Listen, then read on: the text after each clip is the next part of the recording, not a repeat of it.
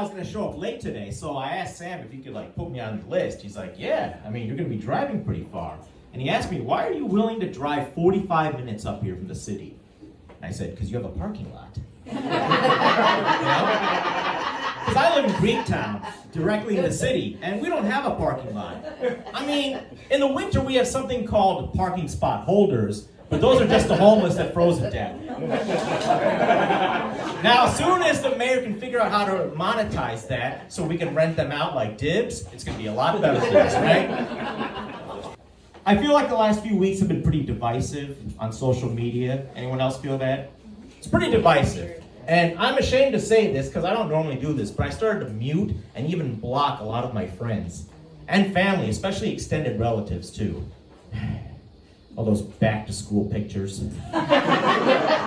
Oh, little Timmy has advanced one level in the U.S. education system? Wow! You know what Timmy's Chinese counterpart's doing right now? They've already built a drone. That drone will text your school crush, it'll drop off flowers, and it'll even laser political dissidents. As you can see, I can't stand kids at all. Fuck it. So next week, my daughter starts 5th grade. And she goes to public school, and she's awesome.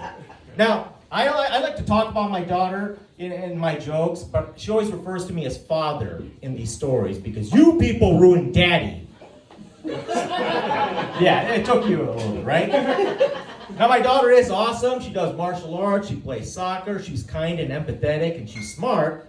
And this is where I lose some of my friends, the ones who aren't parents, because they'll say, yeah, she's Indian, she's supposed to be smart. Let me ask you something. Have you ever gotten your driver's license stuck in an ATM? Yeah, exactly. And it was very important for me to understand that her neurological development was good because I grew up with a severely autistic younger brother. Yes, the same brother I put into a dryer, but we're not talking about that.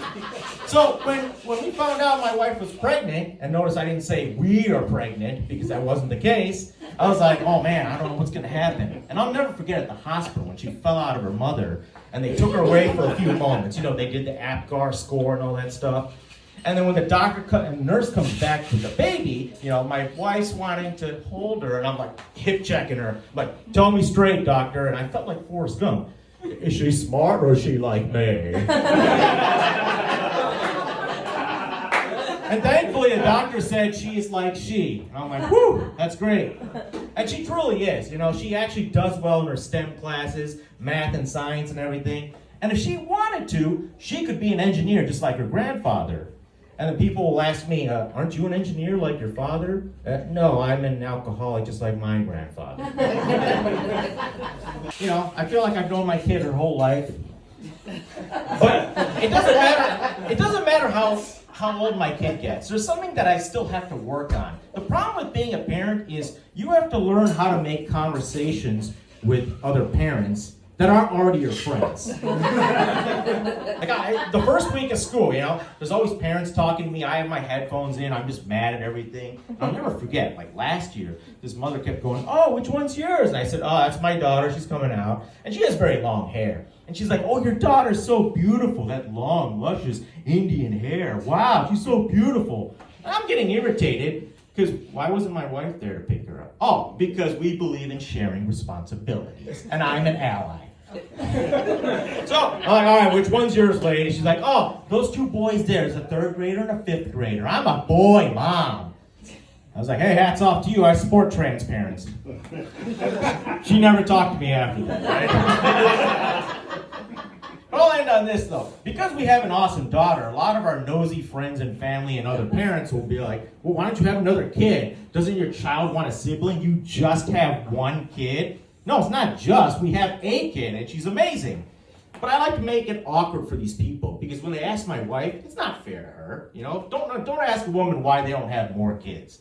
So I like to make it awkward. I'll say, well, marriage is a compromise. You know, my wife wanted 2 children, and I wanted 0, so we took an average. It's not very nice, is it? You know, it's kind of mean. And if you really know your math, it's kind of median, too.